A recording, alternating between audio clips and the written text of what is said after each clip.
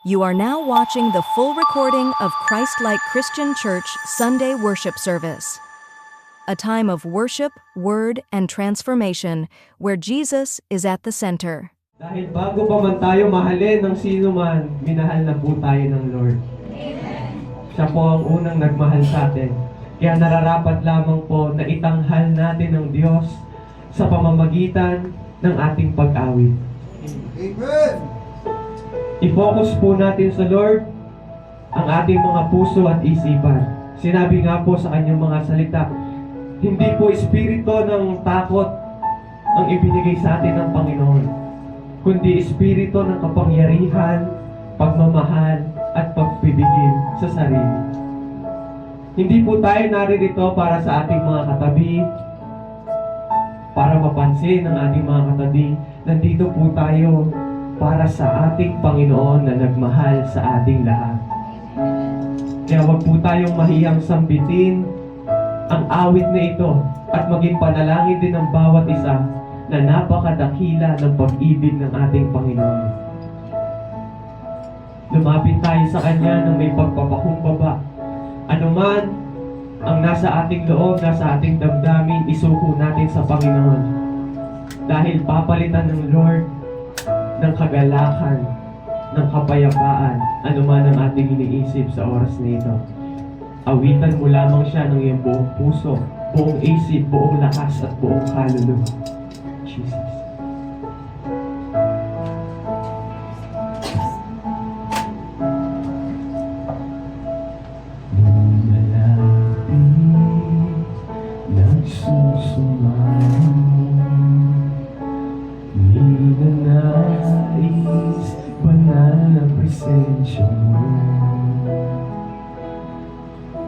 Inaasam na ika'y maranasan. O Diyos, puso ko'y katapuin. Minsan pa lumalapit, nagsusumamo. Ninanais, banal na presensya mo. Inaasam na ika'y maranasan. O Diyos, puso ko'y katapuin. Ang pagmamahal mo ay walang katulad. Sige, sambitin natin sa Lord. Buhay ko ay kailan may di nagkulang. Ako'y namamangha sa'yo,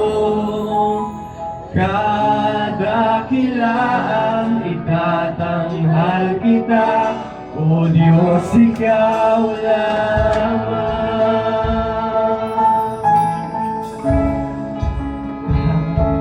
Kahanga-hanga ang iyong katapatan, ang kabutihan mo ay walang hanggan. Ikaw, Jesus. Ikaw, Jesus, ang matibay na sandigan. Hindi ako bibiguin kailan pa man. Ang pagmamahal mo ay walang katulad. Sa buhay ko ay kailanman di nagkulang. Ako'y namamangha sa'yo, kadakilaan itatanghal kita, O Diyos, ikaw lamang. Ang pagmamahal mo ay walang katulad. Tunay nga po, Panginoon, na walang katulad ng pagmamahal mo sa bawat isa. Ano man ang kasalanan, ano man ang kakayuan, Panginoon, kami ang minahal mo. Kung sino kami, O Diyos, minahal mo kami, Panginoon. Walang rason, O Diyos, mahal mo kami dahil mahal mo kami, Panginoon. O Diyos, ikaw lamang.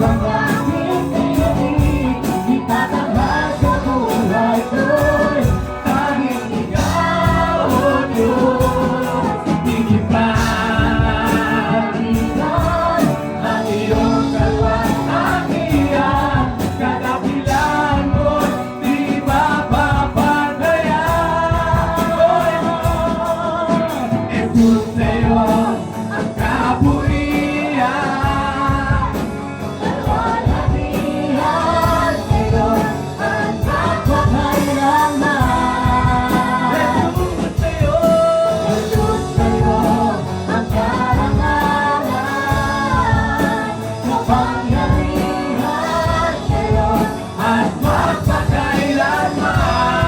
Oh, Jesus sa'yo ang kapangyarihan. Ibigay mo sa Panginoon ang lahat ng kapangyarihan, ang karawan, na itaas mo sa Panginoon. Oh, Jesus sa'yo ang karangalan, kapangyarihan ngayon at magpakailanman. Jesus sa'yo ang kapurihan, kalwalhatian ngayon at magpakailanman. Jesus sa'yo ang karangalan, kapangyarihan ngayon at magpakailanman. Jesus sa'yo ang kapurihan, kalwalhatian ngayon at magpakailanman. Ibigay mo sa ating Panginoon Jesus. Jesus sa'yo.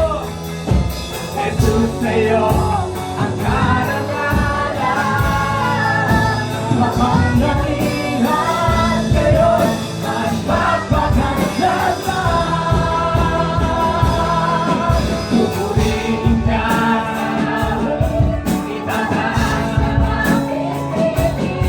itatanghal sa buhay ko, tanging ikaw, O Diyos. Higit pa nakakalimutan ang iyong kalwalhatian, kadakilaan mo'y di mapapagpayan. Pupurihin ka sa amin, yes Lord. Salamat po Panginoon. Itatanghal sa buhay. Dahil meron kami opportunity na itaas ang iyong pangalan. Salamat Panginoon sa gawain mo ito, na ikaw ang tinata ng iyong pangalan at niluluwalhati. Di mapapagpayan.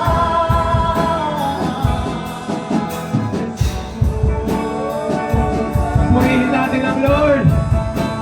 Huwag tayong pumayag na maging tahimik sa kabutihan ng Lord sa ating buhay, sa pagmamahal niya sa atin araw-araw, sa kalakasan, sa karunungan, sa kaligtasan. Kung nasan man tayo, pasalamatan natin ang Panginoon sa kanyang papuri.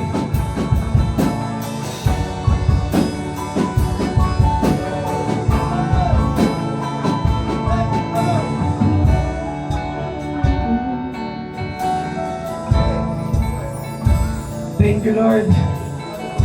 Salamat po, Panginoon. Tunay nga, O Diyos, na sa araw na ito, Ikaw ang tunay, Panginoon, na nagmahal sa bawat isa. Ikaw ang tunay na sentro ng araw ng mga puso, O Diyos.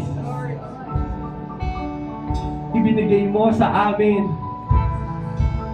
ang iyong buhay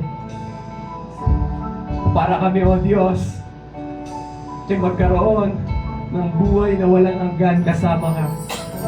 Kaya hindi po kami magsasawang pasalamatan ka, purihin ka sa araw na ito. Mapaos man kami, mapagod man kami, alam po namin, Panginoon, na kulang pa ito sa lahat ng ginawa mo para sa amin.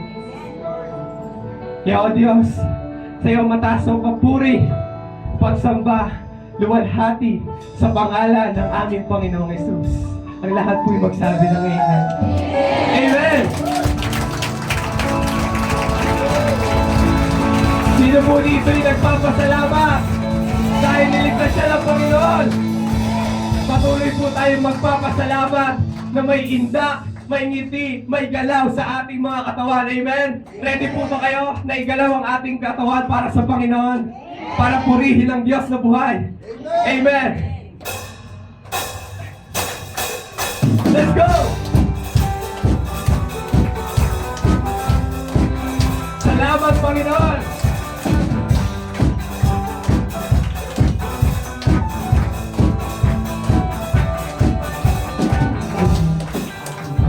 dahilan, ang kalawakan, hindi ko maunawaan.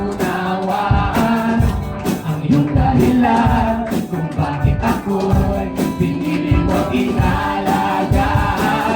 Di ko kayang isipin, hindi ko kayang sukatin ang pag-ibig mo, Jesus, na iyong binigay sa akin.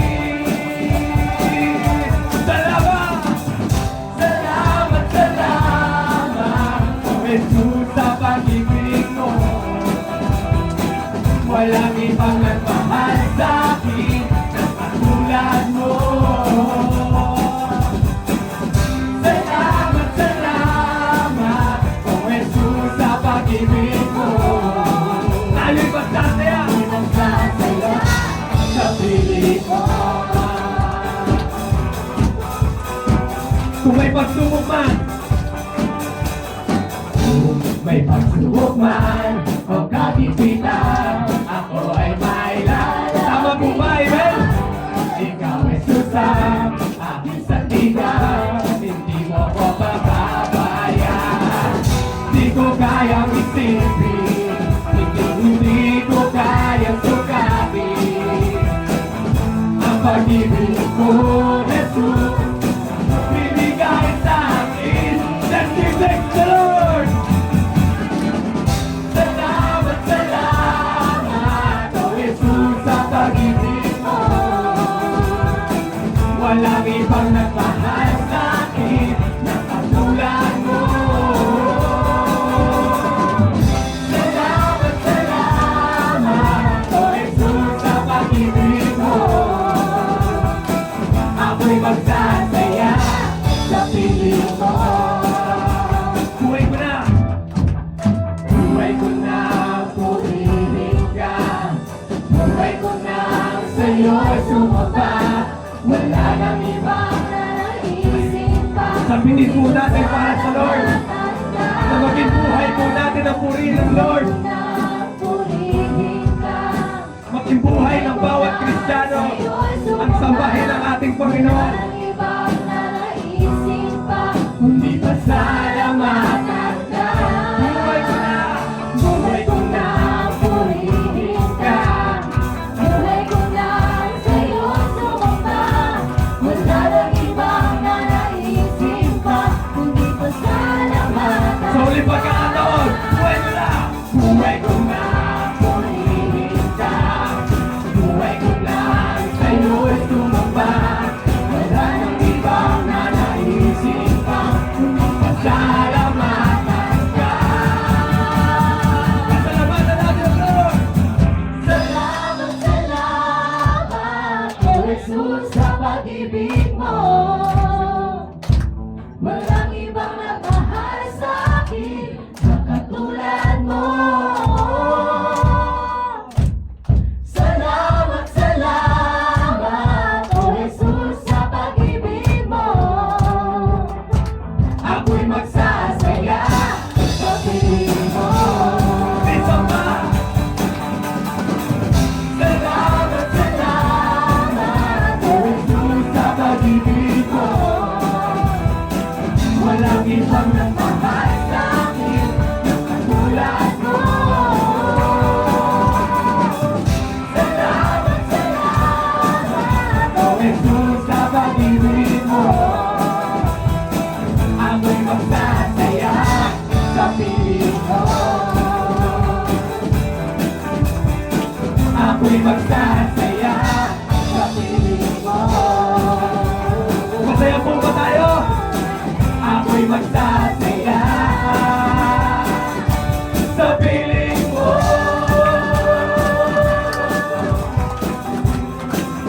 Ganyan po ang mataas na papuri, pagsamba at lumalhati sa tanging pangalan ng ating Panginoong Jesus. Amen and amen. Palakpakan po natin ang Lord. Happy Hearts Day! Purihin ang Panginoon.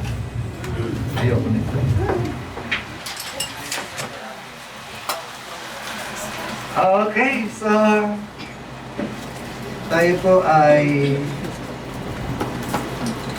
magpakaligaya sa umagang ito sa Panginoon. At tingnan niyo muli ang inyong mga katabi.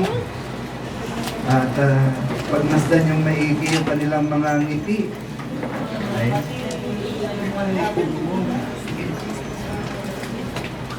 Mamaya po ay ipagdiriwang po natin ang araw ng mga puso. Bagamat kahapon, marami ang bumili ng bulaklak, chocolate. Sino nakatanggap ng bulaklak at chocolate? Ay, meron silang natanggap. Purihin ng Panginoon. Pero, okay naman pagka bulaklak ang natanggap. No? Marami ang nag-day. Alam nyo, pag darating ng buwan ng Pebrero, daman-daman ng marami yung diwa ng pag-ibig. Amen. Para bang excited sila lagi sa 14. Pagka yun ang dumarating na petsa, talagang para bang pagkawalang kadate, bigo. Pagka walang partner, sawi. Parang gano'n, ano? Nakagis na natin yan sa mundong ito na ang February 14 ay ipinagdiriwang bilang Valentine's ang tawag. Pero tayong mga Kristiyanos ay binago natin ito, tinawag natin itong araw ng mga puso o buwan ng mga puso. Dahil hindi si Valentino ang nagbigay ng puso sa iyo. Amen. Sabihin mo sa katabi mo, hindi si Valentino ang nagbigay ng puso sa iyo. Pero pinagpapasalamat ko po itong buwan na ito ng Pebrero kasi nga, nakikita natin kung paano ang tao ay tumikilos bunga ng pag-ibig. Amen po ba? Nakikita natin kung paano ang tao ay nagmamahalan sa isa't isa. Kaya nga, ito'y ating, sabihin natin, sinasamantala yung pagkakataon na ganito, na ang pagdiriwang ng puso ay mailapat natin sa ating pananampalataya sa Diyos. Amen. Huwag nating hayaan na yung ating pagdiriwang nito ay maagaw ng mundo na para bang kung wala kang rose, wala kang chocolate, wala kang pulang damit, para bang hindi ka na in or para bang hindi ka nakikisang-ayon sa pagdiriwang ng puso o araw ng puso. Actually, sa mga mananampalataya, ako'y naniniwala, araw-araw sa iyo, araw ng puso. Kasi araw-araw tumitibok yan eh. Ay kung February 14 lang, ang tibok ng puso mo, ay para tayong zombie noon. No?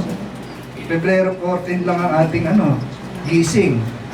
At pagkatapos ng 14, wala na, tulog na tayong lahat.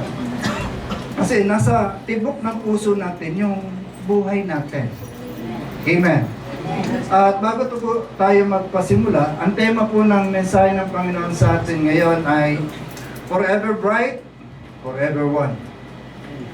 At ang kukunin po natin na paksa ay patungkol sa mag-asawa at sa mga kabataan. Siyempre, hindi pwede ihiwalay dyan ang kabataan. Forever Bright, Forever One. At tayo po muna ay umigit, tayo po ay manalangin. Dakilang Ama, kami po ngayon sa umagang ito ay buong pusong nagpapasakop sa iyong kapangyarihan na ang buong lugar na ito, O Diyos, ay sakupin mo, O Diyos. Ikaw ang maghari sa bawat isa na narito ngayon. Ang buong lugar na ito, pahiran mo ng iyong banal na dugo, Panginoong Hesus. Simula sa pundasyon hanggang sa bubungan, sinasaway po namin ang mga negatibong kaisipan at ang mga hindi marapat na espiritu ay lumaya sa pangalan po namin, Panginoong Hesus. At mangyari na ang bawat mensahe mo, bawat salita mo na kanilang mapapakinggan, na aming mapapakinggan, O Diyos, ay tumimo sa aming mga puso sa umagang ito at ito'y maging dahilan upang matutunan namin ang pagsasabuhay ng iyong mga salita sa aming pong buhay. Pagpalain mo po ang labi ng iyong lingkod, pagpalain mo po ang bawat makikinig, pagpalain mo po, O Diyos, ang buong gawain nito sa pangalan ng Ama, ng Anak at ng Banal na Espiritu. Ang bawat isa ay magsabi ng Amen! Amen! Woo! Palakpakan natin ang Panginoon. Sabi dito sa Genesis chapter 2, that is why a man leaves his father and mother and is united to his wife, and they become one flesh. Sinabi ito sa Biblia matapos na pagpalain ng Panginoon si Adan. Sa verse 22 o verse 20, ang sabi ng Panginoon, ang tao nga ang nagbigay ng pangalan sa lahat ng ibon sa himpapawid at hayop sa parang. Ngunit wala isa man sa mga ito ang nababagay na makasama at makatulong niya. So sa verse 20, makikita natin na yung responsibility ng lalaki ay ginagampanan niya at ang Diyos ay nakamasid sa kanya. At nakita ng Diyos na walang sapat o walang eksakto na magiging partner ang lalaki. Kasi puro hayop tsaka mga ibon Amen po ba? Teka. Kaya sabi doon sa verse 21, kaya't pinatulog ng Panginoong Yahweh ang tao, samantalang nahihimbing, kinuha niya ang isang tadyang nito at pinaghilom ang laman sa tapat niyon. Ang tadyang na iyo'y ginawa niyang isang babae at dinala niya ito sa lalaki. So, makikita natin na ang pagkalikha kay Eva ay mula sa tadyang ng lalaki. Amen. Hindi kinuha sa paa para tadyakan lang ang babae. Tama. Amen po ba? Hindi rin kinuha sa kamao para suntukin lang ang babae. Amen. Kinuha sa tadyang na kung mapapansin natin sa tadyang yung pinakamalapit na bahagi ng puso ng tao. Na andyan yun.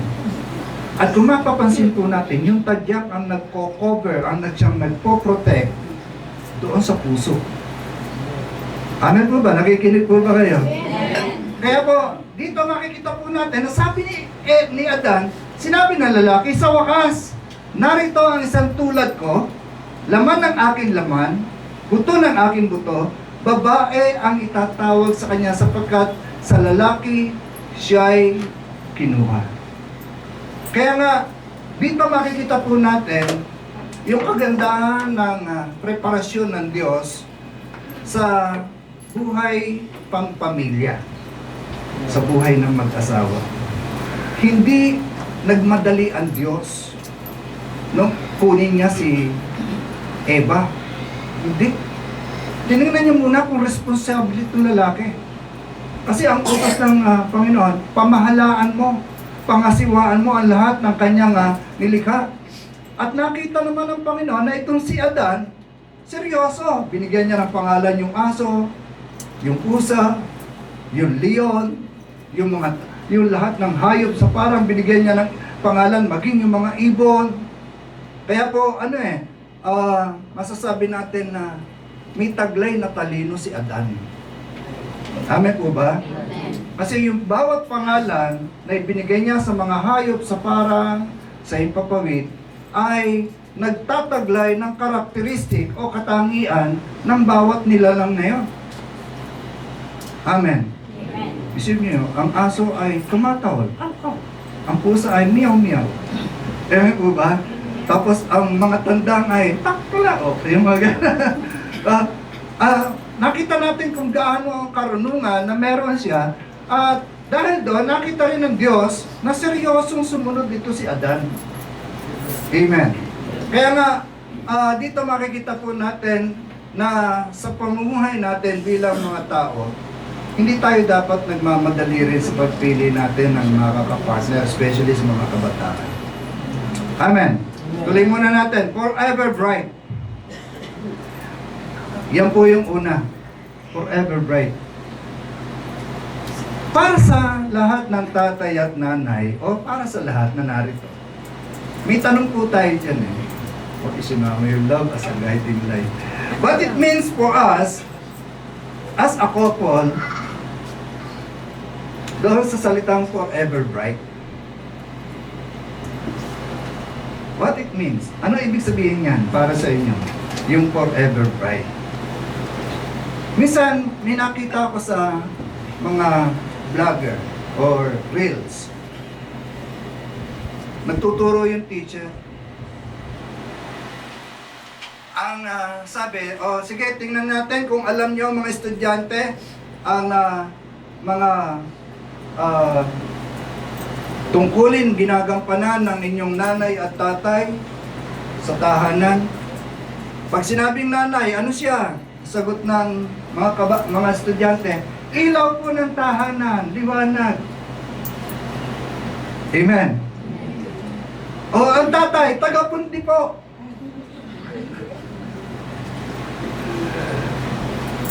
Ganun ba yung mga tatay, taga-pundi? Hindi man, Pastor, bumaba ka na dyan.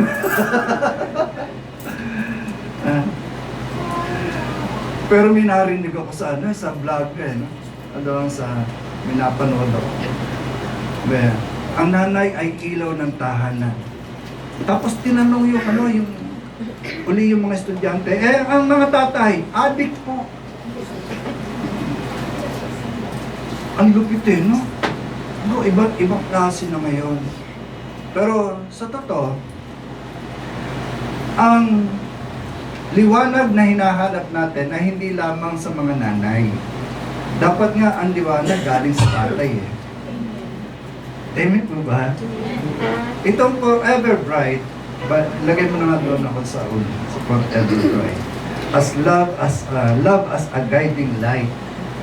Ang lalaki ang una eh. Kaya ko po binasa sa inyo kanina, yung Genesis chapter 2. Sa lalaki kinuha yung babae eh. Amen po ba? Kaya nga, ang babae, ayon dito sa aking binasa, ay makakasama at makakatulong. Amen po ba? Amen. Lumikha ang Diyos ng babae mula sa tadyang ni Adan, na ang sabi ng Panginoon ay makakasama ng lalaki at makakatulong. Kaya nga po dito sa Forever Bright, makikita po natin na ito ay hindi lamang sa babae, kasi nga nakagis na natin na ang nanay ang ilaw ng tahanan eh, no? Pero minsan, ilaw ba talaga ng tahanan ng mga nanay? Matanong ko lang. Amen. Kasi sa umaga pa lang, paggising mo sa umaga, magdidilim na paningin mo eh. Lalo na pagka nagsesesermo na ang nanay. Ano ba yan? Umaga-umaga, wala kang almusal, kundi sermon. Didilim na kaagad yung paningin ng mga anak. Ay, karanasan ko nung kami bata pa eh. Ano ba yan, umaga, tanghali na, nakahiga ka pa. Di ba, ganun. Tapos, ligpitin mo yung higaan mo. Hindi ka pa nakakatapos magligpit. May kasunod na agad. Yung mga kasangkapan doon sa sunod-sunod dyan pa. Walang tigil yun. Bakit ganun ang mga nanay? Amen. So, tuloy natin ito. Forever bright. Sabi dito, una, your love as the steady light that guides me through every dark moment. Your love, yung pag-ibig na meron ang lalaki at babae, ang siyang liwanag na nag-aakay sa bawat madilim na bahagi ng ating buhay. Amen. Hindi sa babae lang yan. Paano ko yung babae ang nasa dilim? Sino ang mag-aakay sa liwanag? Amen po ba? Minsan, meron nagpa-counsel sa akin dahil malapit na silang ikasal. Nung ako'y wala pang lisensya sa kasal, ay tumatanggap ako ng counseling. Nagtanong, Pastor, ano po ba ang kahulugan sa inyo ng love? Sabi ko, kung Biblia ang tatanungin ko sa iyo, ang sasagot ko sa iyo, babasahin ko yung unang Corinto chapter 13, verse 4 to 7. Yun lang ang may sasagot ko sa iyo. Sa inyo pong opinion, ano po ba talaga ang kahulugan ng love? Tanungin niyo yung katabi niyo, para sa iyo, anong kahulugan ng love? Bibigyan ko po kayo ng idea sa umagang ito. Hindi ko kailanman maintindihan ang love. Wala akong idea patungkol sa love. Basta nakita ko yung asawa ko, gusto kita. Ganda mo eh. No, yung mga ganun eh. No? Talagang dinungaw ko kaagad yun sa bintana. Tapos nang makita ko ng misis ko, parang parang yung mga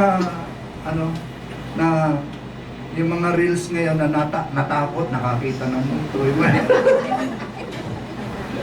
Ang lupit eh. Talaga natakot po siya sa akin nung kami biglang sumumpa. Wala akong idea kung anong ibig sabihin ng love. At lahat ng kabataan, at maging kayo, hindi nyo rin man alam kung anong ibig sabihin ng love. Maliban na meron sa inyo ay nanunuyo, nagbibigay ng regalo, o di kaya ay ang paraan ng panunuyo ng panahon namin noon, kinakailangan nagbobomba ka ng poso, nagsisiba ka ng kahoy, nag-iigib.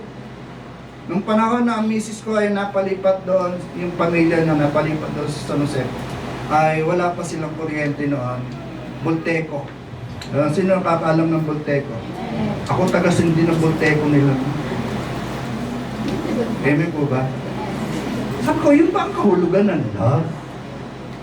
Ganun ba talaga ang pwede natin makuha ang expression about love? Sabi dito, your love as the steady light that guides me through every dark moment. So dito makikita po natin na wala tayong eksaktong definition ng love. Makikita po natin na ito'y buhay ng bawat taong nagmamahal na ito ay nai-express mo araw-araw sa iyong minamahal na hindi mo alam kung ano ang tunay na kahulugan. Bakit ka nagtitiis sa asawa mo? Huwag magtataas ng kamay baka mamaya pinagtitiisan niyo ang asawa niya. Bakit ka nagtitiis sa iyong mga anak? Because of love. Amen. Because of love. At ang paliwanag ko dito sa huling nagtanong sa akin, recently lang, nitong bago mag-February 14, Pastor, what do you mean by love? Personally, sabi niyo naman sa akin. Sabi ko, ang pag-ibig para sa akin ay simula ng ibinigay ng Diyos sa akin ng aking asawa. At simula ng ibinigay ng Diyos sa akin ng aking asawa, doon ko pa lamang unti-unti naunawaan ang tunay na kahulugan ng love. Na hanggang ngayon ay marami pa ako natutuklasan sa kung ano ang tunay na kahulugan ng pag-ibig. Hindi natapos sa isang araw lang. Hindi natapos sa isang pangungusap lang. Hindi natapos sa isang tulog lang. Ang pag-ibig para sa lahat ng tao, mauunawaan mo lamang yan kapag talagang tunay kang nagmahal sa taong ibinigay sa iyo ng Diyos. Kapag may ibinigay sa iyo ang Diyos, ang kapartner, doon mo pa lamang matutuklasan yung tunay na kahulugan ng love. Amen. So your love as the steady light that guides through every dark moment. Dumaan kaming mag-asawa doon sa mga madidilim na yugto ng aming buhay.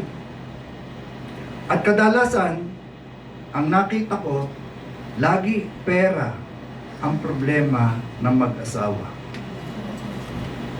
Amen. Sino walang problema sa pera dyan? Taas ang kamay. Yung walang problema sa pera, walang makapagtaas ng kamay. Sino yung maraming pera dyan? Wala rin magtaas ng kamay. O yung may problema sa pera, meron ba? Wala kayong pera? Number one problema natin noon, pera. Totoo yan. Pambili ng pagkain, almusal, tanghalian, hapunan, pangbaon ng bata, yan lagi ang problema namin. Sabi ng misis ko, minsan nag-uusap kami na, asipag naman natin dalawa. Alam natin na maraming trabaho. Nagtindera kami sa palengke, ako tindera ako ng manok, tsaka baboy. Naging tindera din ako ng mga prutas. Kung alam niyo yung singkamas, naging tindera ako ng singkamas na yung binubukos ng maganda. Kaya ito nagkakakalyo ito, habang nagtatali ka magkakakalyo yan. Mahusay ako magtalay ng singkamas. Kumikita naman ng maganda, pero sabi ko, bakit gano'n ang buhay natin? Bakit parang walang pag-asenso? Bakit parang lagi ang problema natin ay pera? Amen. Wala naman kami problema sa relasyon eh. Bakit? Kasi nga, yung mga madidilim na bahagi ng buhay namin, bawat isa sa aming dalawa ay liwanag na kapag nakita ko siya, nagliliwanag na. Amen po ba? Amen po ba? Pagka nakita ko asawa ko, meron na solusyon. Makakaisip na ako ng magandang idea. Sana ganun din ang tingin ng mister ninyo sa inyo pagka nakita ko, ay salamat, may liwanag akong nakita. At ganun din naman yung misis ko. Pagka napatingin sa akin ng misis ko, alam ko meron kang idea. Totoo yun. Ang buhay namin ng aking mga anak, nung panahon na sila maliliit pa, talagang dumaan din sila doon sa mga kahirapan ng buhay na hindi ko rin may paliwanag bakit sila dumaan doon sa kahirapan na yun ng buhay. Ay mahusay naman kami maghanap buhay. Mahusay naman kami magtrabaho. Libo-libo rin naman yung nahahawakan namin pera that time. Pero bakit ganun? Alam nyo, natuklasan ko po yan nung inilapit ako ng Panginoon, ng aking asawa sa Panginoon. Amen. Natuklasan ko po yun sa Diyos. Hindi naman pala nagana to eh. Ayun na, kasunod. Sabi dito, pangalawa, the little sparks of joy we share, saan yun? Yung morning coffee talks, yan. Yung, nag-aalmusal pa kayo ng sabay sa umaga? Yung quiet evenings bago matulog, nag-uusap pa ba? At yung kulitan, yung shared laughter, meron pa po ba? Yung kulitan, yung lambingan, ay, sa mga kabataan, di pa masyado yan. Kasi nga, ang alam lang ng mga kabataan ay puro, ano ba yan? Yung tinginan lang nila, yung ano. Paano ba ginawa ninyo na? Basta, iba yung ano ngayon ang trending ng mga kabataan, pero doon sa panahon namin, konting sulyap lang, kinikilig na. Amen po ba? Konting tingin lang, kinikilig na. Balik ako doon sa pinasasabi ng Panginoon. Nung ipinakilala ng misis ko sa akin ng Panginoon, doon ko natuklasan, iba pala pagkakasama natin ng Diyos. Iba pala pagka ang Diyos ang naging una sa buhay natin. Doon nagpasimula na nakita ko yung ginagawa ng misis ko na sa konting halaga na ibinibigay ko sa kanya, naglalaan siya ng 10 bahagi. Sabi ko, dumating yung oras na, sabi ko, konti lang ibinibigay ko sa'yo, pero bakit marami kang ipon? Sabi ko, natutuwa ako sa Panginoon kasi nga, binigyan niya ako ng asawa na hindi magastos, hindi maluho. Yung hanggat maaari ay meron siyang maitatabi para sa pangangailangan. Amen po ba? So, nagulat ako sa kanya. Sabi ko, kunti lang binibigay ko sa'yo, tapos nakakaipon ka pa. Kanya, kasi pinagpapala ako ng Panginoon dahil nagtatapat ako sa kanya. Yun ang sabi niya sa akin. Kaya magtapat ka rin. Yun ang sabi niya sa akin. Sabi ko, paano yun? So, tinuro niya sa akin yung pag-iika po. Balik ako dito. The little sparks of joy. Meron pa po ba kayong kilig? Tanungin niyo katabi niyo, may kilig ka pa ba? Na kapag nakita mo yung ngiti ng iyong asawa, na kapag ngumiti ang iyong asawa, ang iyong partner, ay maligaya ka na. Alam niyo po, ang dami ko nakikita ngayon. Pagka nagkatinginan yung asawa, salubungan ng kilay. Bakit? Bakit ganon? Wala na bang sparks? Wala na bang kiss love ng konting pagtingin? Sabi nga, kahit konting pagtingin. Amen. The little sparks of joy we share. Morning coffee talks, yung dapat nag-uusap sa umaga. Dapat nagpaplano bago gawin yung lahat ng bagay. Amen po ba? O di kaya naman ay paggising mo sa umaga, balik ka rito sa lamesa, titimpla kitang kape. Amen. Ito naman yung kuminsan ni Sam ko sa misis ko. Pagkatimpla ng kape, punta na siya doon sa kusina. Galaw ng galaw ko. Hoy, hindi ka na rito. Nagtimpla mo ako ng kape tapos iiwanan mo ako mag-isa sa lamesa. Eh, dami gagawin. Halika, sabay tayo. Laging gano'n, sabi ko, iba pala talaga ang mga nanay pagka meron ng mga apo. Ang pihira na iiwan yung asawa, yung apo ang mahalaga. Amen ko ba? Bahala ka sa buhay mo dyan, ayan na ang kape mo. Pero hindi pa mahalaga pa rin talaga yung yung communion, yung pag-uusap sa umaga. Mahalaga po yan kasi planning yun eh. Doon kayo nag-share ng plano ninyo sa araw-araw. And then yung quiet evenings ninyo, minsan nagigising kami mag-asawa, hating ka. Gising ka pa. Then, nag-alangan ako ng tulog eh. Sabi ko, gising ka pa. Maya, hahawakan niya yung kamay ko. Sana meron kayong gano'n. And then yung pag-share ng laughter.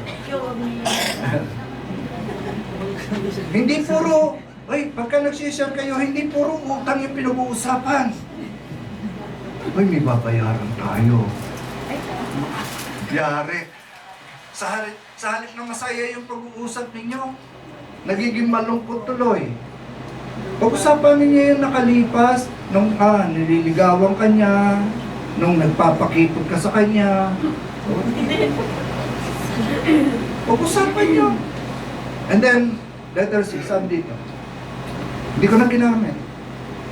How your smile and strength brighten even the simplest day. Yung ngiti pa lang ng asawa mo. Nagpapasigla po ba yan sa inyo? Alam niyo kami mag-asawa. Alam na misis ko kung paano ako patatawanin eh. Kahit anong galit na meron, tititigan lang ako na. Pag tinitigan ako ng, ba't nasaan ang asawa ko? Ba't wala dito sa una?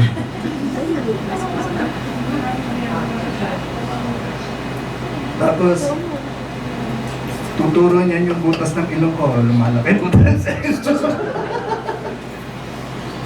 Sorry po, na pala. Makapangiti na ako doon.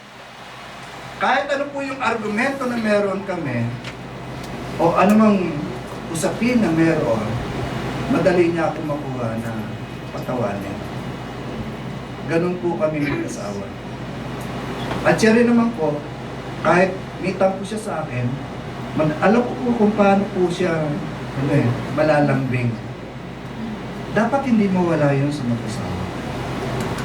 Bagamat ito'y narinig ngayon ng mga kabataan, hindi ibig sabihin na kailangan nyo na mag-asawa. No. Hintayin nyo yung ibibigay sa inyo ng Panginoon. Hintayin nyo yung tamang oras na ang Diyos ang magbibigay sa inyo ng tamang partner. Kaya nga minsan naiaral ng Panginoon sa atin, gusto mo na mag-asawa? Pwede naman eh. Dapat may bahay ka. May kotse ka. May ipon ka sa bangko. Amen po ba? Gusto mo mag-asawa? So, tatlo lang yan. May bahay, may sasakyan, may ipon sa bangko. Kahit anong oras, pwede kang mag-asawa. Pero hanggat wala iyan, hintay ka muna, mag-prepare ka. Nakakaawa ang babae, kukunin mo yan sa pamilya niya, at pagkatapos sasabihin mo, tis-tis muna tayo, dear. Toyo, kalamansi lang tayo ngayon. Wala yung isasawsaw na pritong manok o pritong... Nakakahiya. Amen po ba? Kaya ko po nasasabihan dahil napapahiya din ako sa asawa ko nung siya ay aking itinanan. Tinanan talaga yun. Pagkatapos, nakita niyo yung buhay namin that time na hindi talaga ako handa sa pag-aasawa. Ang sabi ko sa kanya, kung mahal mo ako, magtitiis ka. Ang lupit no? Eh, uso-uso pa rin hanggang ngayon yan, mga kapatid. Kaya nga lang, talagang kaming dalawa ay niloob ng Panginoon na makasal. And then doon sa, alam niyo po yung vows, yung sumpaan sa kasal, na ang sabi doon, hanggang kamatayan, no? Mamahalin kita, no? Hindi kita iiwan, hindi kita pababayaan. Naku, ang daming vows, ang daming salita na binigkas yung pare sa amin. Amado, kasi yung pare kaibigan ko, Amado, huwag mong paiiyakin. Huwag mong pahihirapan. Isipin niyo po. Oh, mga tatay, huwag naman po kayo magagalit sa akin. Ang sabi ng Biblia, babalik ako rito sa Genesis chapter 2. Ang sabi sa verse 20, ang tao nga ang nagbigay ng pangalan sa lahat ng ibon, sa ipapawid, sa hayop, sa parang ngunit wala isa man sa mga ito ang nababagay na makasama at makatulong. Ibig sabihin, tulong ang babae sa lalaki. Pero ano nangyayari? Naging katulong. Hindi, yung totoo lang, ano nangyari? Di ba sa halip na ang babae ay tutulong lang, ang nangyari, naging katulong yung babae. Na nasa kanya yung lahat ng responsibilidad ng bigat ng gawain sa loob ng tahanan. Laba dito, laba doon, alaga sa mga bata. Nakukuha niyo po, dapat maintindihan ng mga lalaki, ang responsibilidad ay dapat ay nasa sa kanya. Siya dapat ang nag-aasikaso sa bahay, tutulong lang yung babae. Taga-abot ng dir, ito pawalis, ito pandakot. Dapat ang lalaki ang naglalaba at sasabihin ng babae, ako na mag-aanlaw. Tulong lang eh. Tukukuha niyo po, hindi ako nagbibiro, ito'y totoo. Dahil nung ipinigay ng Panginoon yung responsibilidad sa mga lalaki o sa lalaki, nakita ng Diyos, responsable si Adan. Kaya nung makita ng Diyos na responsable na si Adan, tsaka niya ibinigay si Eva. At ang sabi ng Biblia, ibinigay ng Diyos ang babae para makasama ni Adan at makatulong. Ay hindi, pag-uwi ng lalaki sa bahay, galing sa trabaho, higa, mahal, pagtimpla mo akong kape dyan. Pagluto mo ako ng makakain. Lahat sa babae, puro utos eh, no? Ano dating nun? Sa halip na pagdating ng lalaki, ang dapat ang tanong, love, baka naman magpapakapagod ka dyan, pahinga ka muna. Hindi.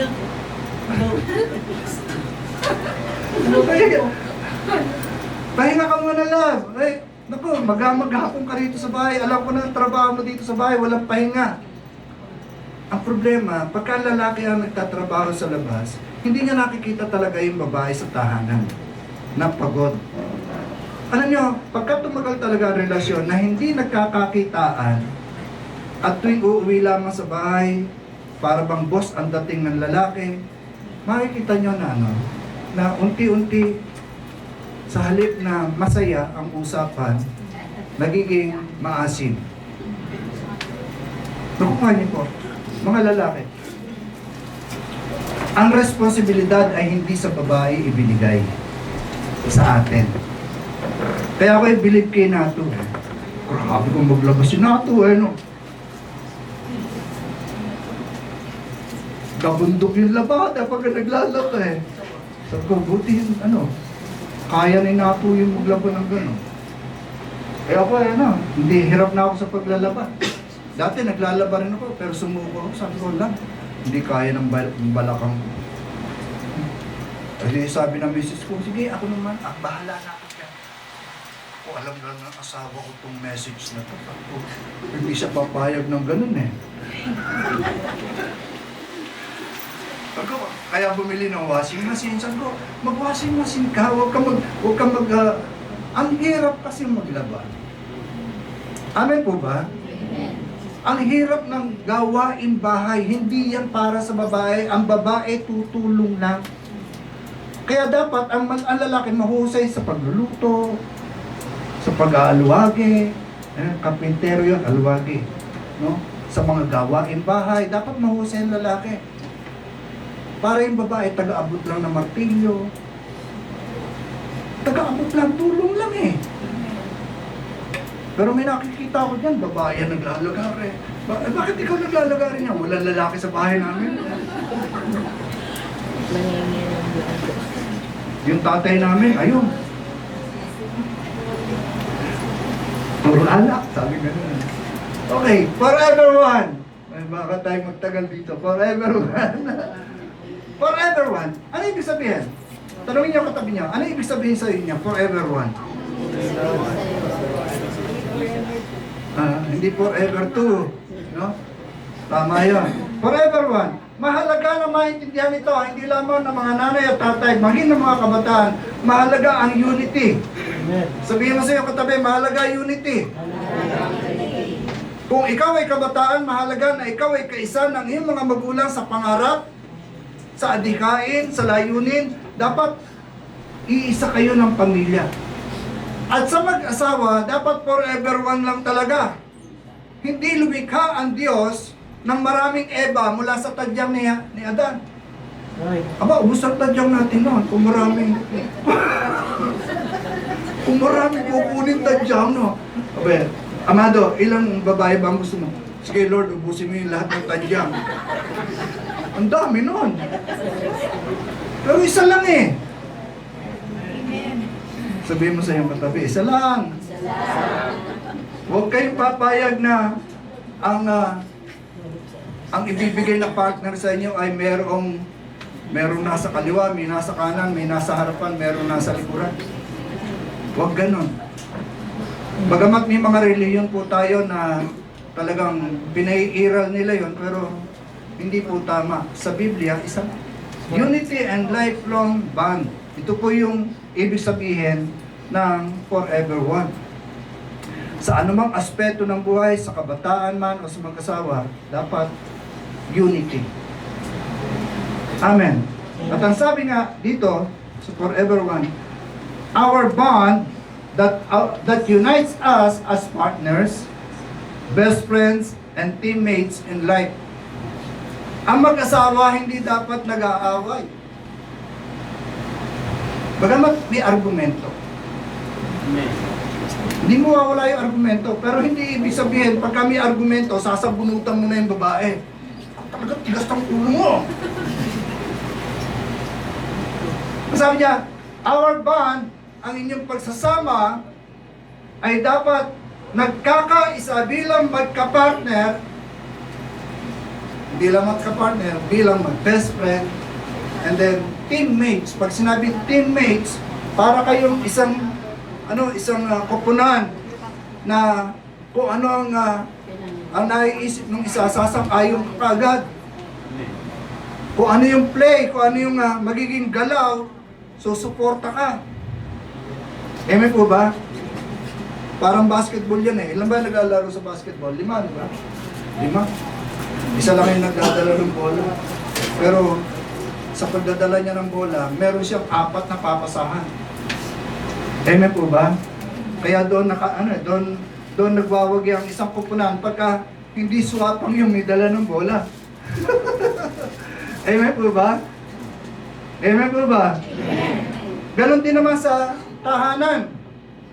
Ang tatay, ang haligi, ang sabi ng Biblia. O sabi ng ating kapaligiran. Ang haligi, siya ang tagapanguna. Siya yung head of the family. Kinakailangan maipasa ng ama yung pangarap niya sa asawa at sa mga anak. Dapat sinasabi ng tatay, ito yung pangarap ko para sa inyo. Ito yung gagawin natin para matupad yung pangarap na yan. Amen. Yun po yung isa sa mga dapat ay nai-improve ng mag-asawa sa isang pamilya. At sa mga anak naman, mahalaga na maintindihan na tayo tagasalo sa lahat ng pangarap ng inyong mga magulang. Nasa pagsalo ninyo, hindi kailangan na ito ay inyong sayangin. Dapat iniingatan. Amen. Dapat maintindihan niya ng mga kabataan. Pangalawa, sabi niyan, standing together through highs and lows, never letting distance or challenges pull us apart. Standing together. Huwag yung konting depresya lang, lalayo pa. Minsan sa counseling, ito po yung hindi ko na ituloy kanina yung sinasabi ko sa counseling. Ito na po, sabihin ko sa inyo yung counseling. Paano kung may makagusto pa sa mister mo at natukso ang mister mo? Mahal mo pa ba siya?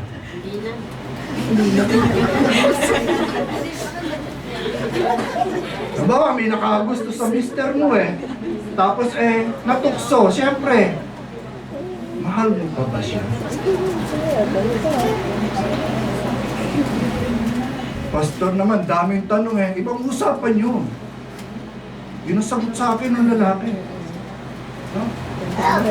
Yung babae naman sumagot sa akin, magkahiwalay sila, hindi sila magkasama. Hindi ko pwede iparinig yung tanong sa parehong tao. Ang sagot ng babae, kung sino po pipiliin niya Wala pili. parang ang martir ng dating, kung sino po pipiliin niya. Pero ang sagot ng lalaki, basta, ibang usapan. Pagka nakagusto pa sa iba yung asawa. Kung hindi, yung asawa mo nagustuhan, tapos natukso nga lang. Tingnan niya yung katabi niya. Chase yung... Mahal mo pa. Mahal pa kaya ninyo ang isa't isa? Hindi ka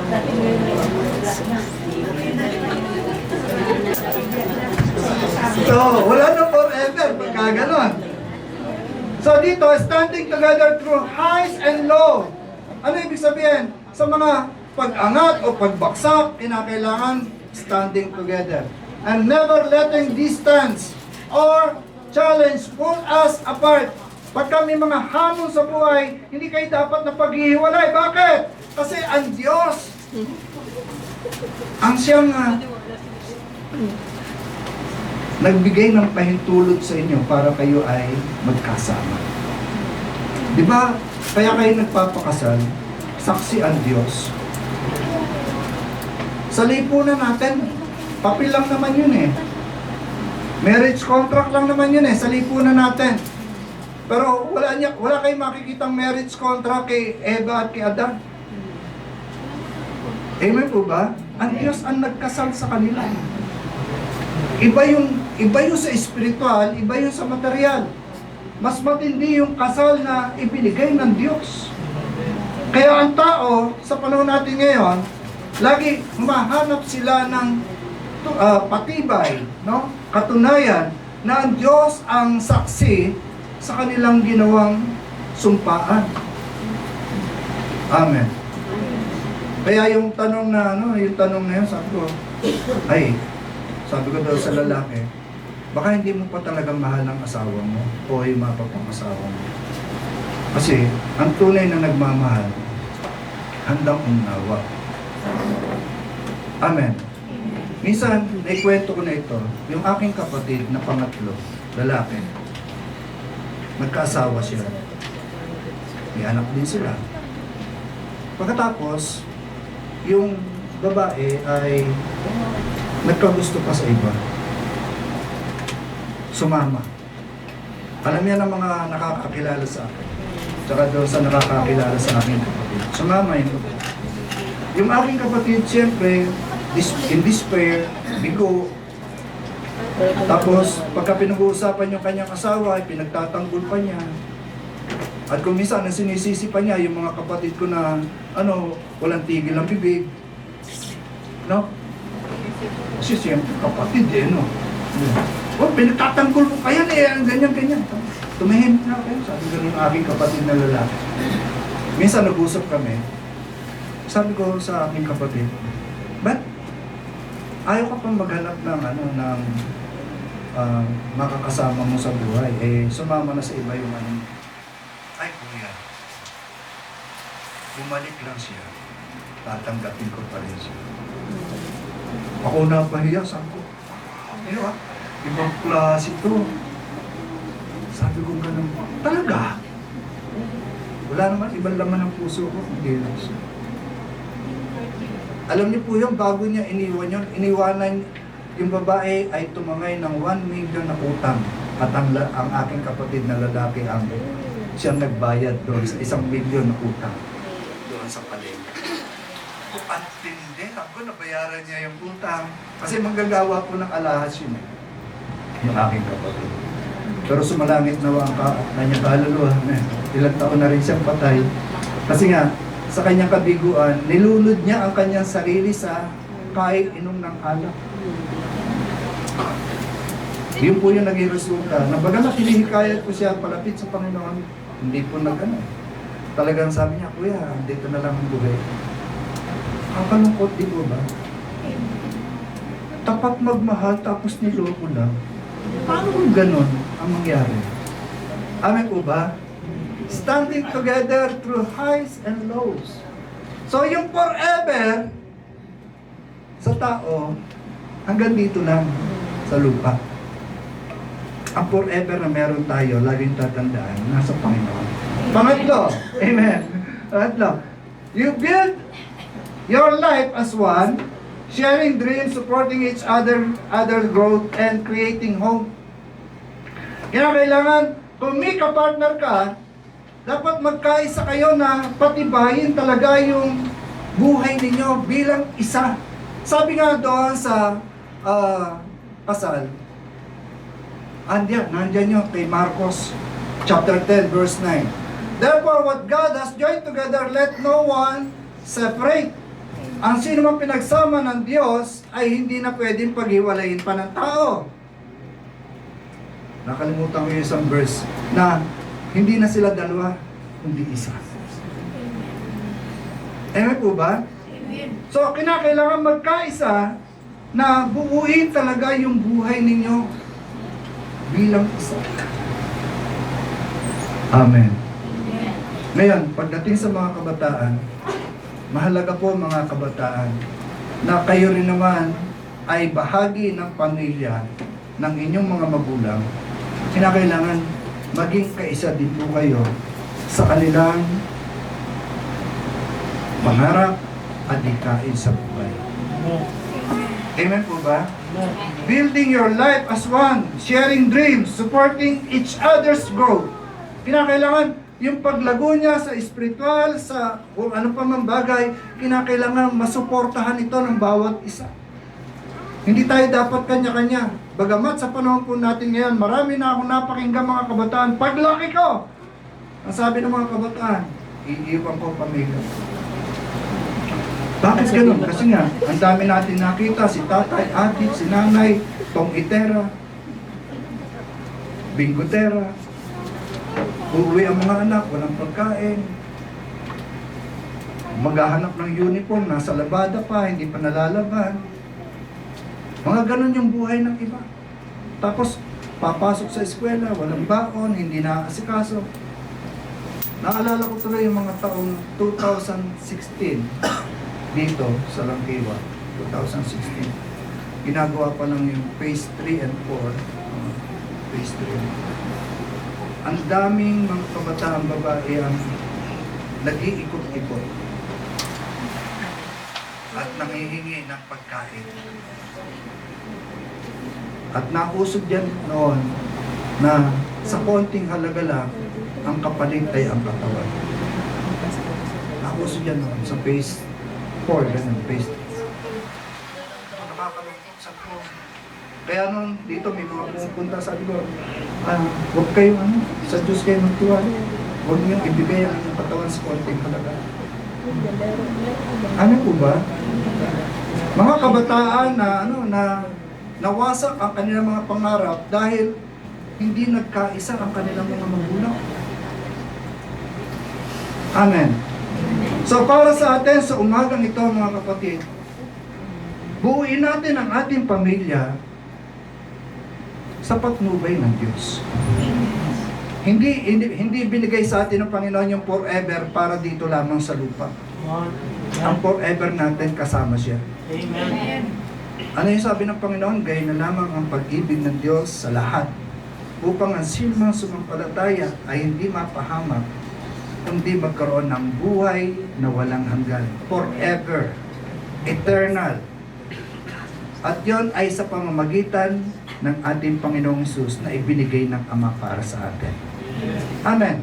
Kaya nga sa buhay pagpapamilya mga kapatid, mahalaga na maintindihan na ito ay hindi laro, hindi ito masasabi natin na parang pagkaayaw na ay tapos na. No. Alam niyo po, minsan napakinggan ko sa Kongreso nitong 2023, in-approve nila yung divorce. Maigi na lang, ewan ko kung nasa mataas na Kongreso na o doon sa Senado. Pero doon sa mababang kapulungan, in-approve nila ang divorce. Ay, naku. Ang sabi ng Biblia, God hate divorce. Galit ang Diyos sa paghihiwalay. Hindi niya sinususugan yung kapag ayaw nyo na sa isa't isa ay hiwalay na. No. Sabi nga doon sa Mark chapter 10 verse 9, ang sino man pinagsama ng Diyos ay hindi pwedeng paghiwalayin ng tao.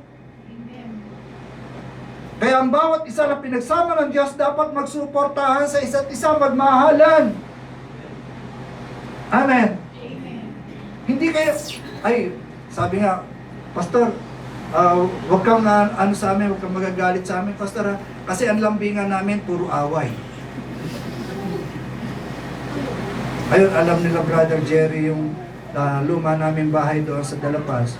Yung likuran noon ay squatter ang dating, squatter. Pagising pa lamang sa umaga, magliliparan na yung mga pinggan, kaldero, tapos yung mga salita galing impyerno.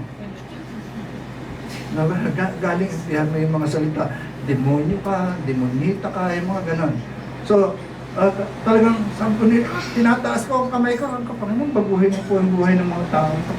Naikwento ko nito dati at ang binigay na solusyon sa amin ng Panginoon, hikayatin yung mga bata, yung mga anak-anak nila. Hikayatin namin na turuan ng Biblia doon sa aming bahay. Ay, matagal-tagal na rin po yun, mga 2003.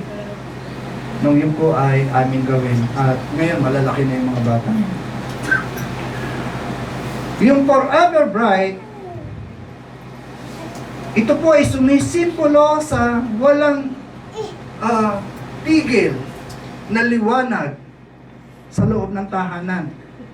Hindi si nanay lamang ang liwanag. Tandaan niyo po, si tatay ang una. Yung Forever Bright ay pinagkakasunduan ng mag-asawa.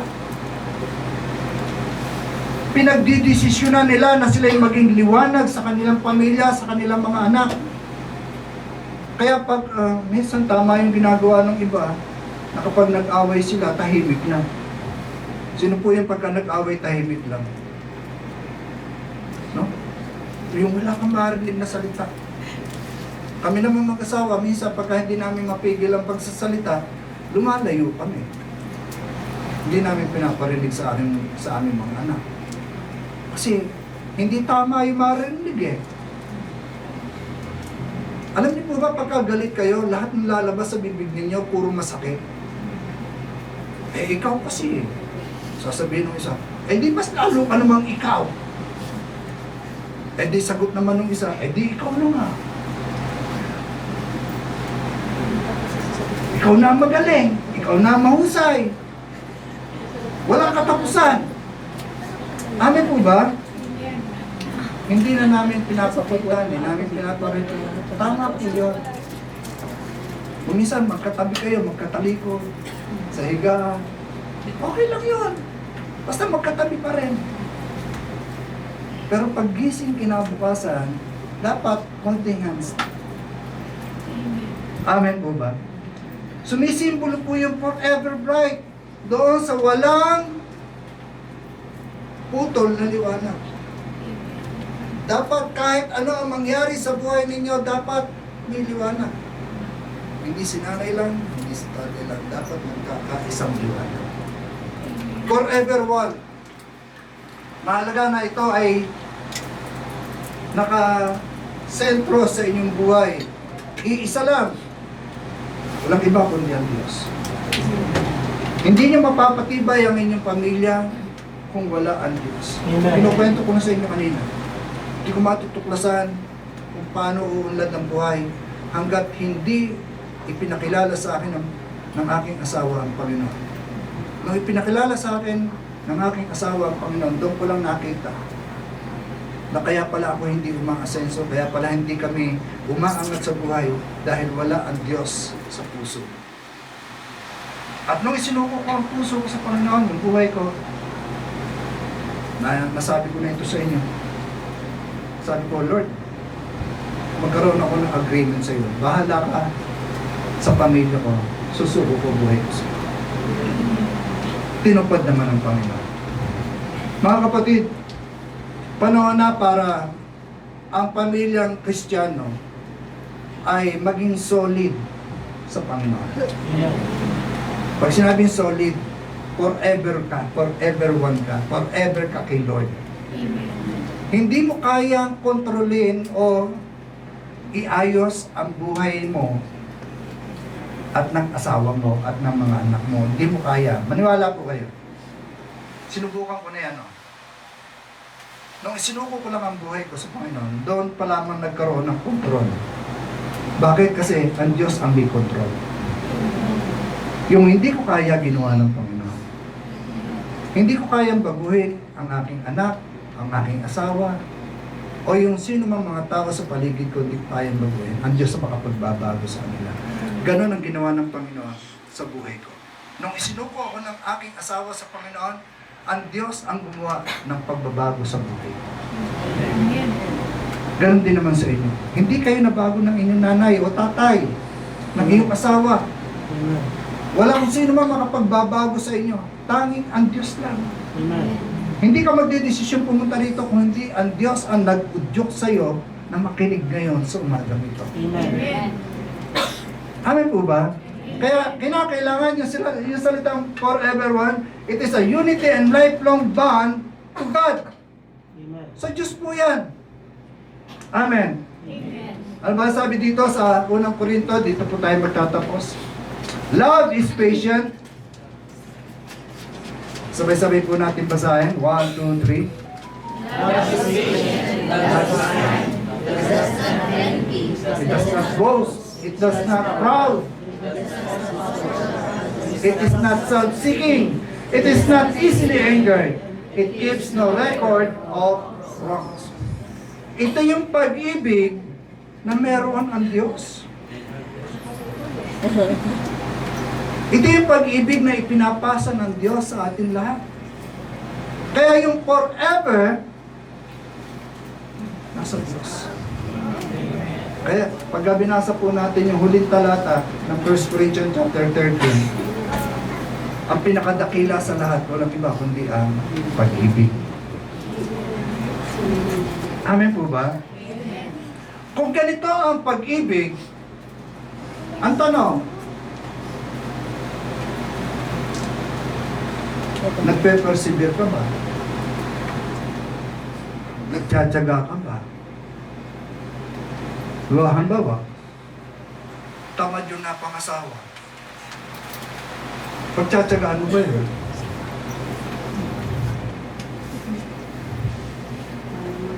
O di kaya, sabihin natin, ang tamad ay yung babae, hindi naglalaba, hindi nagluluto, hindi naglilinis ng bahay. Basta ang mahalaga lang sa kanya, sarili niya. Pinapaganda niya yung sarili niya, nagmamanicure, make-up. Basta pag-uwi mo, lagi siya maganda, pero magulo bahay. Pagtsatsagaan niyo pa. Baka pag-uwi mo, yeah. Sige dear, okay lang madumi, basta ikaw lang maganda. Ganun ba yun? O di kaya naman, ang lalaki naman ang talagang ayaw maghanap buhay. Pagtsatsagaan niyo. Ang sabi, ang pag-ibig ay always hoping. Lagi may pag-asa. Ganyan ba pag-ibig na meron kayo sa inyong kasama? O tumitingin ka na sa iba ng pag-asa? Iba na yung inaasahan. Love, it always protects. It always trusts. Ano yung trust? Tiwala. Sabi minsan, nag-send ako sa inyo ng message. Ang pinakamahirap na mawala ay yung tiwala at ano yun? Dalawa yun eh. Respeto. Ang hirap makuha, pero ang daling mawala. Nakuha niya yung message niya. Ay dapat lagi ka nagtitiwala eh. Minsan nabalitaan mo, mister mo, may nanliligaw. Kadalasan ganyan eh. Yung mister mo ang liligawan. Lalo pagka-pogi, no? Pogi na, mabait pa. Romantiko. Laging mabango pagkapapasok sa trabaho. May manliligaw talaga dyan. Amen. Kahit alam na nila na mayroong asawa yan, liligawan pa rin talaga yan. Baliktad ang mundo ngayon eh, babae at hindi. Naamoy mo ngayon, laging nakapabango, magtitiwala ka pa ba, babae ka? Pagtitiwalaan niyo po ba yung asawa niyo na laging nakapabango, laging ayos ang buhok? Pero ganun ang pag-ibig eh. Sabi niyan, love does not delight in evil, but rejoice with the truth. So, kung yan ang ating magiging pamantayan ng pag-ibig, marahil lahat tayo ay babaksak. Dahil marami sa atin ay hindi kayang magtiis, hindi kayang magtiwala, hindi kayang umasa. Marami sa atin, mayroong tinatawag na kondisyon, meron tayong sariling perimeter, meron tayong sukatan. Ay, kung ayos ka, ayos din ako. Pero pagka hindi ka ayos, hindi rin ako ayos. Ganti-ganti lang yan. Yan yung isipan ng iba. Ngipin sa ngipin lang yan. Kung kaya mong gawin, kaya ko rin gawin. Ganyan ang bantaan eh. Ganyan ang sagutan. Pero iba ang Diyos talaga pagka nakasama mo. Amen. Ito yung sinabi sa atin ng Biblia dahil ito talaga yung karakteristik ng Diyos para sa atin. Ito yung damdamin ng Diyos para sa iyo, para sa akin at sa ating lahat. Na kaya yan ay sinasabi ng Panginoon sa atin ay upang makita natin kung paano niya tayo minahal. Pinagtiwalaan niya tayo, minahal niya tayo doon sa lahat ng mabubuting bagay na ginagawa natin, pero love hates evil. Malinaw yan. Hindi sinabi diyan na love hates man. Galit ang Diyos sa masama, hindi sa tao. Amen po ba? It always protects. Ang pag-ibig ng Diyos sa atin ay lagi na lamang mayroong proteksyon. Mayroong tiwala, mayroong pag-asa. Mababago ka pa, anak. Kaya mo pa yan. Amen. Kaya po sa umagang ito, loobin ng Panginoon ang pag-ibig na meron kayo, ang puso na meron kayo, ay binago na ng Panginoon. Tayo po lahat ay pumikit, tayo po yung manalangin. Loobin ng Panginoon na sa ating pong pakikinig ay nadama po natin ang presensya ng Panginoon sa lugar na ito. Marami tayong pinagdaanan sa buhay at yung iba ay may pagdadaanan pa. Pero maganda na sa pamumuhay na mayroong kahabang nakikita mo yung mga landas na daraanan may dapat kasama mo ang Diyos.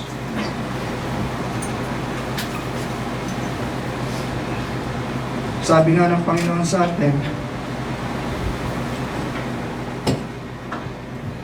yung tunay na kahulugan ng pag-ibig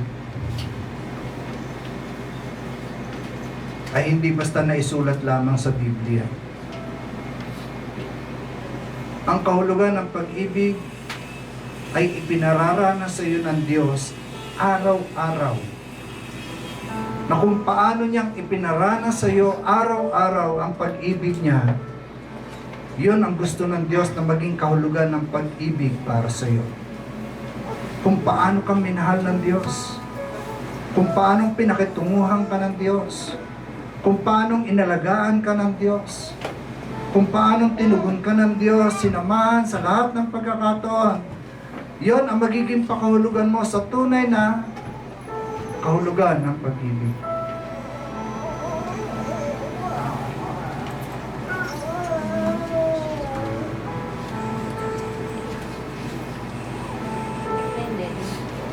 Atin po ipanalangin ang ating mga sarili, ang ating pamilya, ang ating mga anak, ang inyong asawa. Pag-pray po natin sa Panginoon. Alam naman natin na wala tayong magagawa.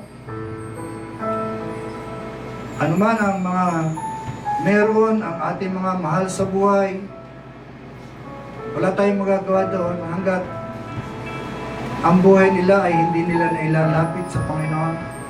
Pero merong isang makapangyarihan sa lahat na makagagawa ng imposible na maging posible. Walang imposible sa Diyos.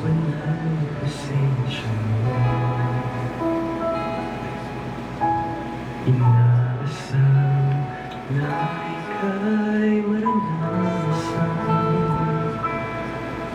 O Diyos, puso Damayin po natin ang presensya ng Panginoon sa umagang ito. Forever bright, forever one. Ang Diyos ang liwanag. At ang Diyos din ang siyang ating buhay na walang hanggan. banal na presensya mo. Inaasam na ika'y maranasan. Idalangin natin sa Panginoon ang ating mga buhay, Diyos, puso ko'y Yes, Lord. katabi. ang mga mahal natin sa buhay. Ang pagmamahal mo ay walang katulad. Sa buhay ko'y kailanman di nagkulang. Ako'y namamangha sa'yo. Kadakilaan, itatanghal kita. O Diyos, ikaw lang.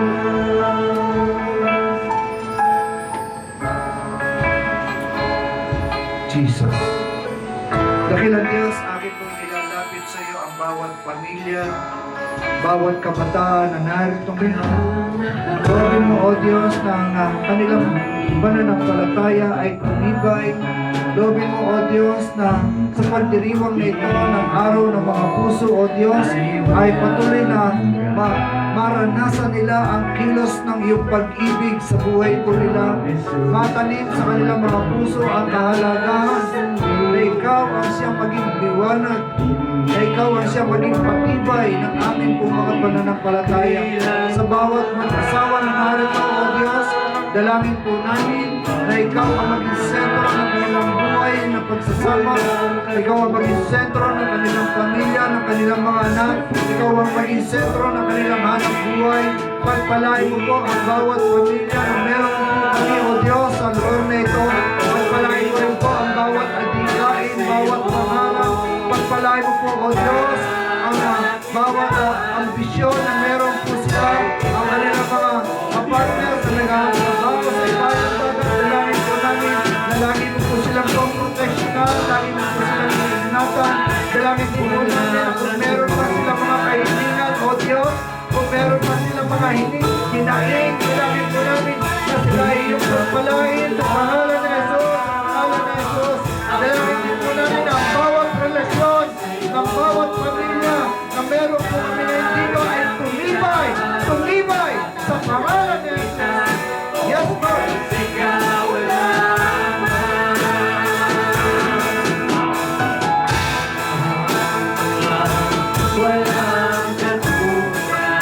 Amen. Hallelujah.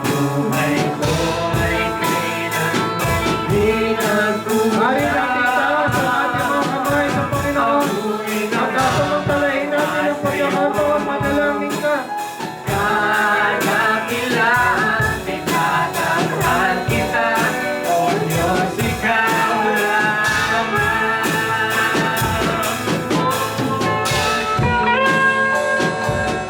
Tanggapin mo, O Diyos, ang panalangin ng iyong mga anak sa umagang ito. Pagpalain mo po ang kanilang buhay, pagpalain mo po ang kanilang mga pangarap, pagpalain mo po sila, O Diyos. Ang bawat ambisyon na meron sila ay iyong pong pagpalain. Ang bawat estudyante na meron kami ay iyong pong pagpalain at maabot nila ang kanilang mga pangarap, O Diyos. Bigyan mo po ang mga estudyante ng karunungan, ng talino, O Diyos. Bigyan mo po sila ng kakayanan, maayos na kalusugan. Pangalan ni Jesus. Pangalan ni Jesus. Yes, O God. Simulan katapusan, ikaw ang daan at ang tango, kaligtasan, walang ibang itataas. Jesus, ikaw lamang, pangako mo tunay sa buhay ko. Ikaw ay aking lakas at kanlungan. Simulan katapusan, ikaw ang daan at ang tango, kaligtasan, walang ibang itataas. Jesus. Hallelujah. Mari po pa natin pag-pray ang bawat isa. Patong po natin ang ating kamay sa balikat ng ating katabi. Glory to God. Sige po, pag-pray po natin ang bawat isa sa umagang ito. Dalangin natin na ang kanyang buhay, pananampalataya, ang kanyang puso ay lalong mag-umalag, lalong mag-apoy sa paglilingkod sa Panginoon. Na yung pagdiriwang na ito ng araw ng mga puso ay patuloy na magbigay sa kanya ng lubos na pagkaunawa sa kung ano ang damdamin ng Diyos para sa iyo, sa kung ano ang damdamin na gusto ng Panginoon na maisalin mo sa iyong pamilya. Sige po, pag-pray po natin ang ating pong mga katabi. Dakilang Diyos, akin pong pinagtitibay sa umagang ito ang panalangin ng iyong mga anak. Glory to God, na sa kanilang paglapit sa iyo ay akin din pong sinasang-ayunan na ang kanilang panalangin para sa kanilang mga katabi ay pag-unlad ng buhay, pagtibay sa pananampalataya. Ang kanilang panalangin, O Diyos, ay magkaroon ng kaayusan, pagyaman, O Diyos. Dalangin po namin na magsisagana ang kanilang mga pamumuhay sa pangalan ni Jesus, sa pangalan ni Jesus. At kung meron man silang mga pangarap, O Diyos, na sila'y makarating sa ibang bansa, papangyarihin mo po ito, O Diyos, sa pangalan po namin, Panginoong Jesus. Ipagkaloob mo po, O Diyos, ang kanilang mga pangarap, ang kanilang mga ambisyon. Patibayin mo po ang kanilang buhay, pananampalataya. At sa puso na ibinigay mo po sa kanila, O Diyos, ikaw ang maghari. Pagharian mo po sila, O Diyos. Ikaw ang maging gabay, ikaw ang maging Panginoon ng kanilang mga buhay. At aking dalangin, ang bawat pamilya na meron po dito sa lugar na ito ng CLCC, dalangin po namin na maayos na kalusugan, maunlad na pamumuhay, pagkaloob mo po. Bigyan mo po sila ng kapayapaan ng puso at isipan. Pagkaloob mo po sa kanila ang kapanatagan na hinahanap ng marami. Ipagkaloob mo po, O Diyos, sa buong kongregasyon na ito ang patnubay ng banal na Espiritu sa pangalan ni Jesus, sa pangalan ni Jesus. Yes, O God, at sa mga kabataan, sa mga estudyante, pagkaloob mo po ang karunungan, katalinuhan na magagamit po nila upang kanila po mapagtagumpayan ang kanilang mga pag-aaral. Sa iyo, O Diyos, ang lahat ng papuri sa pangalan po namin, Panginoon Jesus. Yes, O God. Thank you, Lord. Thank you, Jesus. Hallelujah. Palampakan po natin ang Panginoon.